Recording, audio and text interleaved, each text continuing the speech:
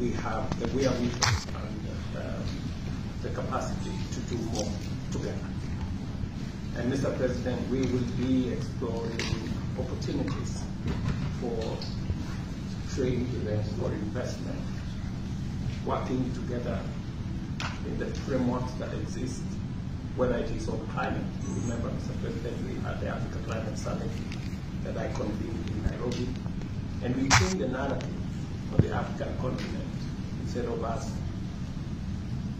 thinking about victimhood, we decided that we're going to provide solutions, working with progressive democracies like the US on how to deal with these challenges. And last 3 weeks, I also convened the International Development Association IDA Replenishment Summit in Nairobi with the World Bank, again to look at solutions around the international financial architecture. How do we make it much more sensitive, agile, and that can respond to pressing economic issues that have been compounded by climate change and inflation and interest rates.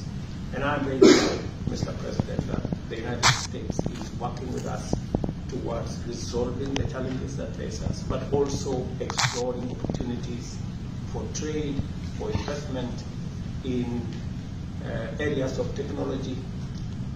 And we will be signing one of the most progressive agreements on tech between Microsoft and a Kenyan company, looking into the future around new technologies, AI. And so, Mr. President, I am inspired that these moments are giving us the opportunity to leverage on our friendship and to build a stronger collaboration to face up to the challenges that